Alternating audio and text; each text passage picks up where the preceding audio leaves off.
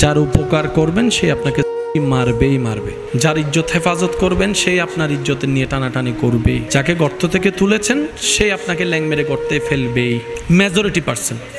যাকে আপনি ক্ষুধার্ত অবস্থায় খাবার দিয়েছেন সে আপনার প্লেট ধরে টান মারার চেষ্টা করবে।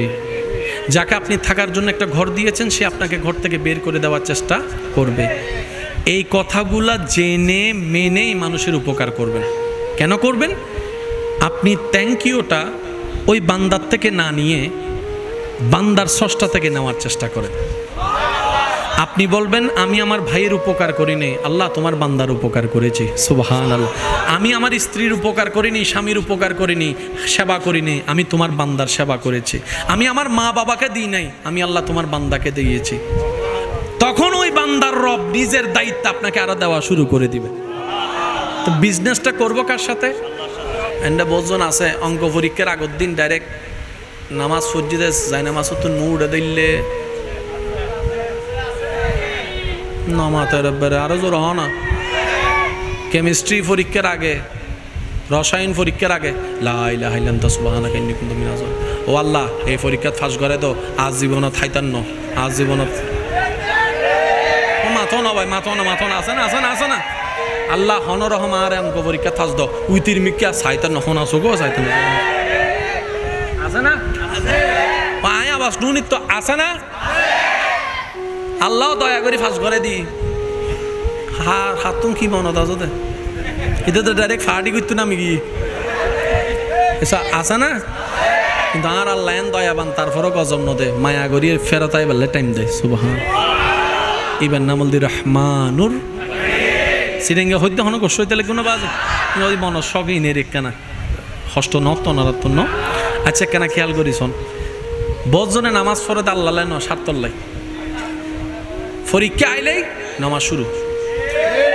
আর এদের মনের ডর কি জিবে ফাঁস দিবই বেড়ে যদি খুশি না করি আমি যদি ফেল মারি আর বাপে তো লাগতে মারি ঘর তো মারি করে দিব।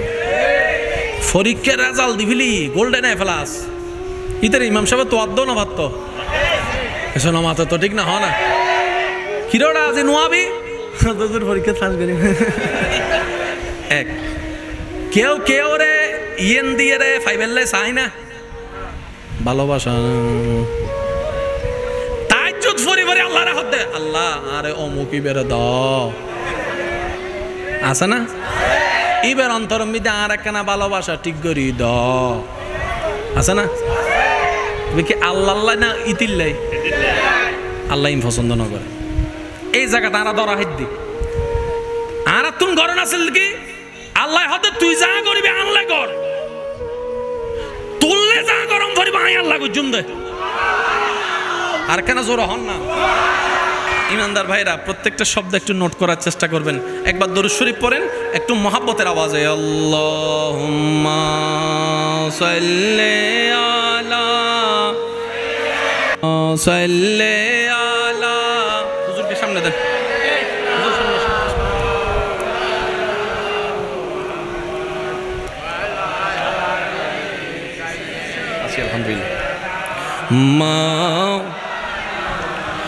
चारों तरफ नूरे छाया आका का मिलाद आया खुशियों का पैगाम लाया लाया आका का मिलाद आया अल्लाहुम्मा सल्ले अला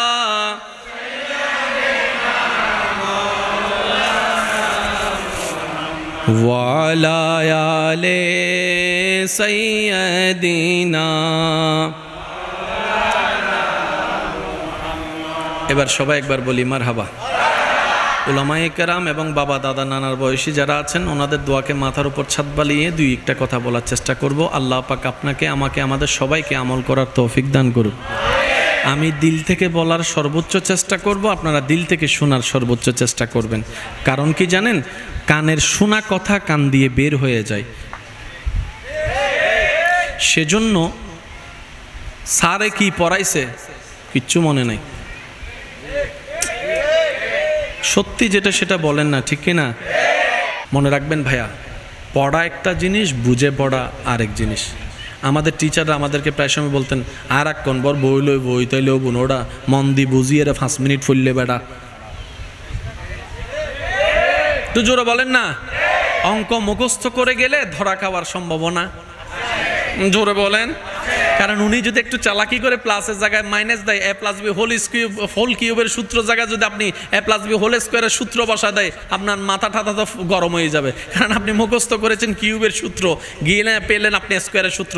কিন্তু যারা বুঝে গিয়েছে তাদেরকে আপনি যেভাবেই অঙ্ক দেন না কেন, একটু জোরে বলেন ঠিক কি না? আমরা কেন ভাবলাম না নামাজ 5 ওয়াক্ত হলো না, 5 ওয়াক্ত হলো কেন, 10 ওয়াক্ত হয় না কেন? পড়বেন 5, সওয়াব লেখা হবে 50 ওয়াক্তের। সুবহানাল্লাহ। এবার আপনি দেখেন, রোজা জীবনে বছরে কয়বার? জোরে বলেন। রোজা বছরে কয়বার? যাকাত বছরে কয়বার? হজ জীবনে কয়বার? নামাজ 6 মাসে কয়বার? নামাজ 6 মাসে কয়বার? নামাজ ডেলি কয়বার? অন্য ফরজকে আল্লাহ রেখেছেন হয়তো বছরে একবার, না হয়তো জীবনে একবার। নামাজের বেলায় যখন আসছে, রব বলে যে না 6 মাসে দিব না, 3 মাসেও দিব না, ডেইলি।